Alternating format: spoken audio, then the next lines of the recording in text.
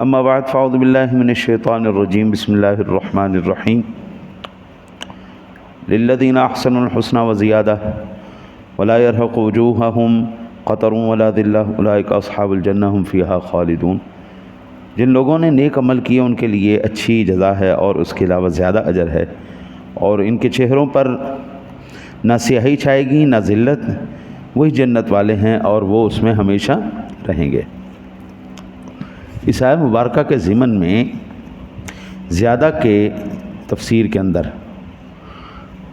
حضرات مفسرین اکرام نے رؤیت باری تعالیٰ کے بارے میں ذکر کیا ہے، اللہ تعالیٰ کے دیدار کے بارے میں ذکر کیا ہے۔ رؤیت کہتے ہیں الرؤیت البصر بالعین ورآ شیئا ای نظر الیہ بعینہ۔ رؤیت آنکھ سے دیکھنے کو کہتے ہیں، اور رآ شیء یعنی اسے اپنی آنکھوں سے دیکھا۔ لسان العرب کی 5ویں جلد میں صفحہ نمبر 321 نمبر پر یہ موجود ہے۔ حضرت ابو منصور ماتریدی آپ فرماتے ہیں کہ ان رؤیت اللہ تعالی جائزۃ فی الآخرۃ للمؤمن بغیر کیف ولا تشبیہ لأن اللہ تعالی لیس کمثلہ شیء۔ اللہ تعالیٰ کی رؤیت آخرت میں مومنین کے لیے بغیر کیفیت اور تشبیہ کے جائز ہے، کیونکہ اللہ تعالیٰ کے مثل کوئی چیز نہیں۔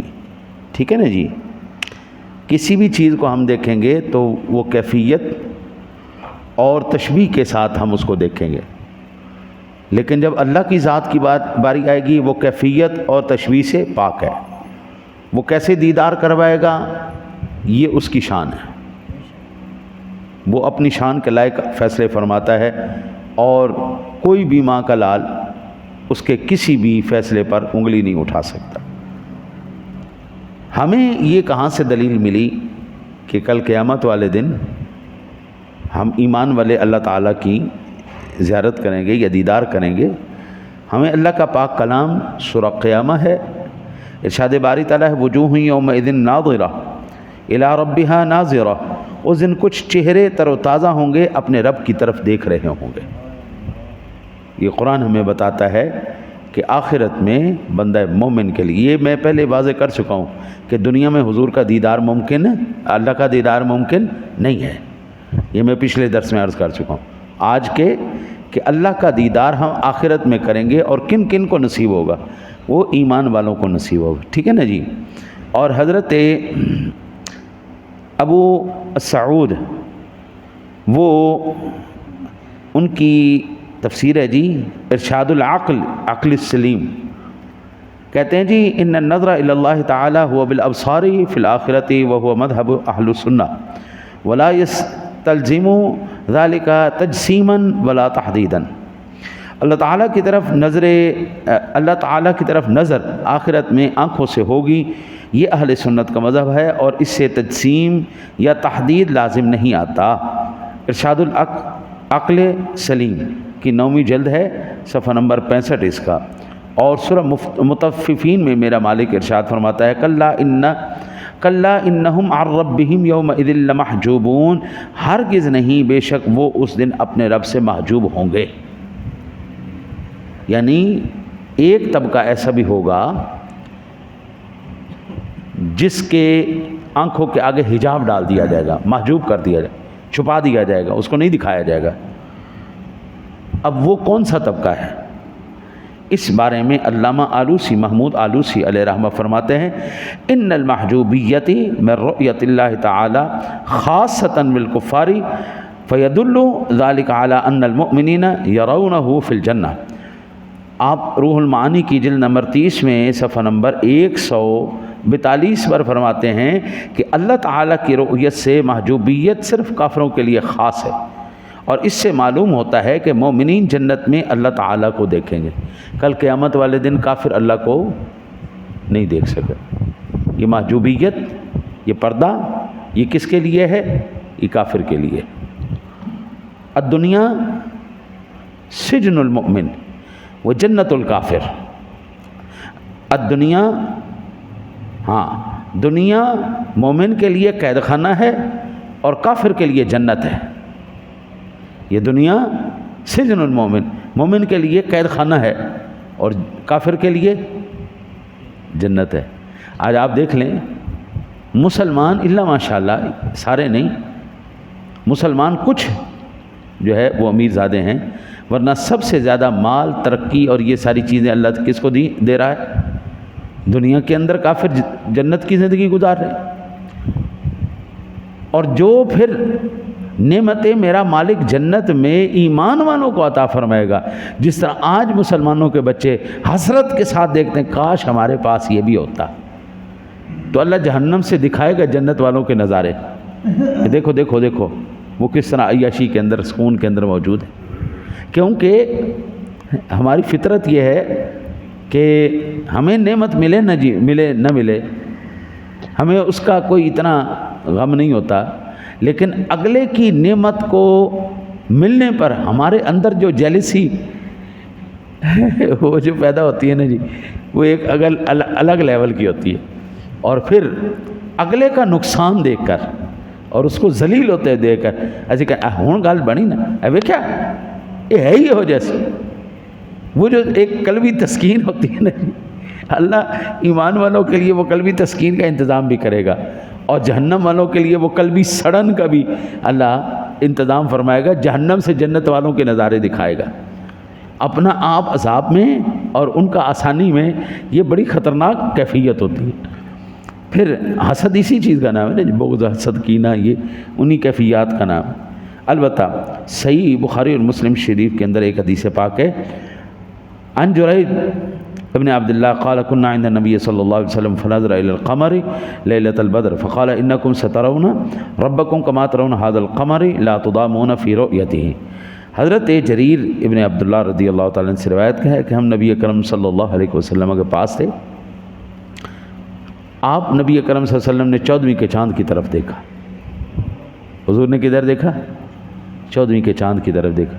کبھی کبھی آپ اس نیت سے بھی دیکھ لیا کرو چاند کو، بالخصوص 14ویں کے چاند کو حضور نے دیکھا تھا، ہے نہیں؟ حضور نے 14ویں کے چاند کی طرف دیکھا تو فرمایا کہ تم بھی جس طرح آج اس چاند کو دیکھ رہے ہو نا، اسی طرح کل قیامت کے بعد جنت میں تم اپنے رب کو دیکھو گے.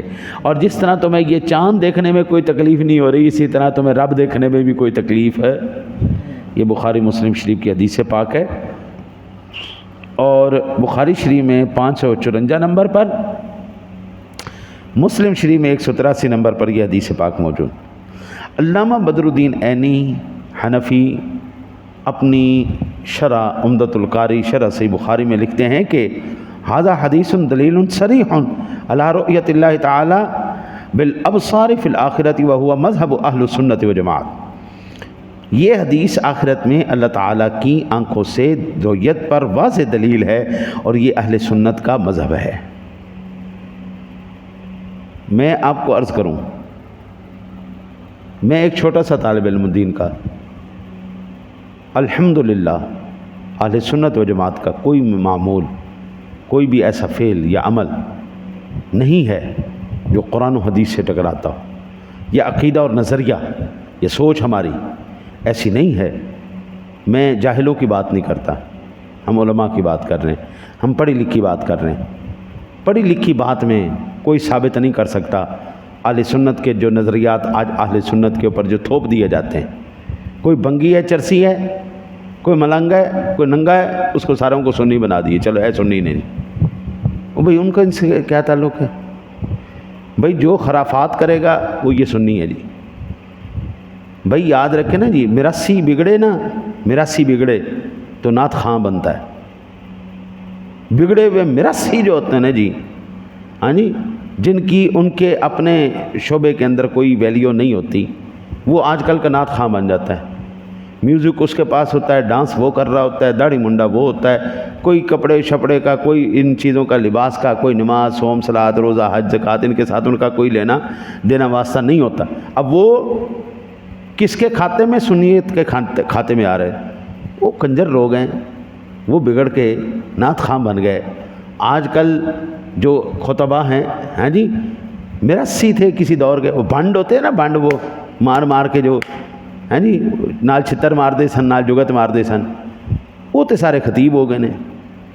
ہاں جی، بھنڈوں کے علاوہ آج ہمیں یہ چیزیں نظر نہیں آتی، اور یہ سارے اہل سنت کے کھاتے میں آئے ہوئے. او بھائی ان کا اہل سنت کے ساتھ کوئی تعلق نہیں، یہ صرف پیسے کے پجاری لوگ ہیں، یہ شہرت کے بھوکے لوگ ہیں، اور ان کا اہل سنت کے ساتھ کوئی لینا دینا، کوئی واسطہ نہیں. دہشت گردی کا کوئی مذہب ہوتا ہے؟ یہ مذہبی دہشت گرد ہیں، یہ لوگ مذہبی دہشت گرد ہیں. بھائی آپ ٹھیک ہے، ترنم کسی وقت میں اچھی لگتی ہے، نعت کا کلام معیاری کسی وقت میں خوبصورت لگتا ہے، لیکن یہ نہیں کہ جناب ہم اس کو پیشہ بنا کر کے پھر مسلک کوئی بدنام کر دیں. یہ بالکل ان کا ہمارے ساتھ کوئی تعلق نہیں. البتہ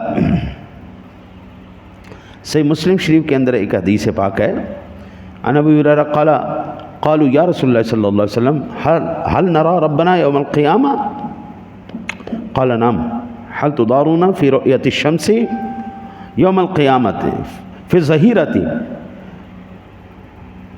ولیست فی صحابہ قالوا لا قال فإنکم ترون ربکم کذالک.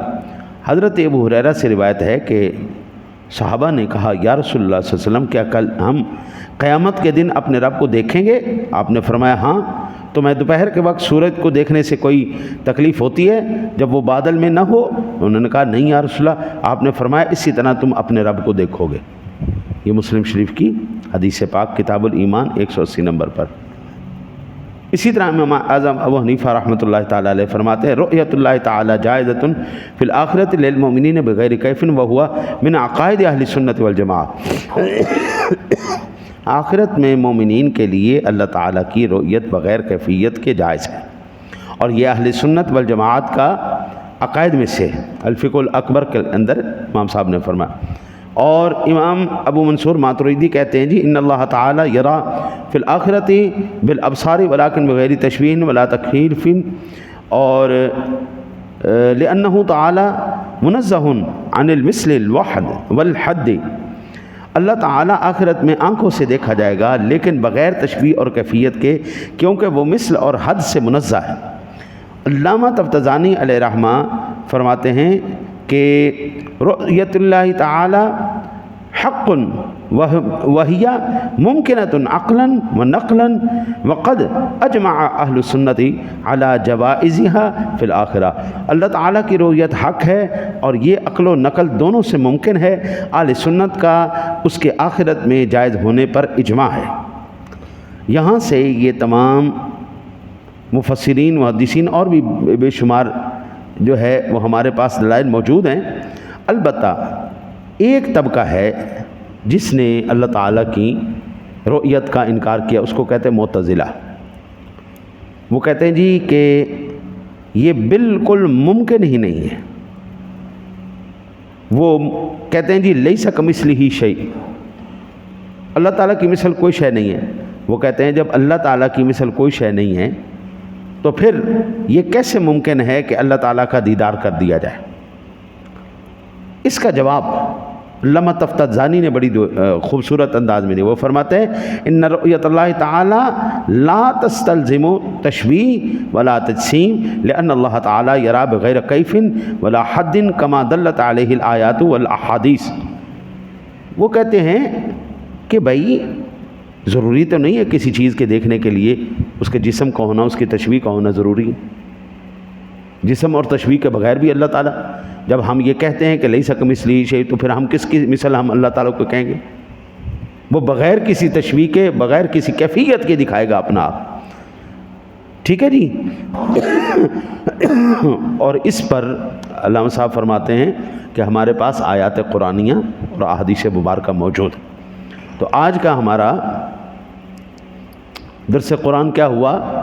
بندہ مومن کو کل قیامت والے دن جتنی بھی نعمتیں عطا فرمائی جائیں گی جنت میں، وہ حوض کوثر ہے، وہ دودھ کی نہر ہے، وہ شہد کی نہر ہے، وہ حور و غلمان ہے، وہ جتنی بھی نعمتیں ہیں ان تمام نعمتوں سے افضل اعلیٰ نعمت عظمیٰ، نعمت کبریٰ اللہ کا دیدار ہوگا. اور انشاءاللہ انشاءاللہ آپ اور میں انشاءاللہ اللہ تعالیٰ کے فضل و کرم سے اور اس کی عطا سے جس رب کے ہم پجاری ہیں، عبادت کرنے والے ہیں اور اپنے تصورات میں اس کے قدموں پہ ہم سجدہ کرتے ہیں، انشاءاللہ کل قیامت والے دن اس کا دیدار کریں گے۔ اللہ تعالیٰ آپ کو مجھے اپنے محبوب کا اپنا دیدار نصیب فرمائے۔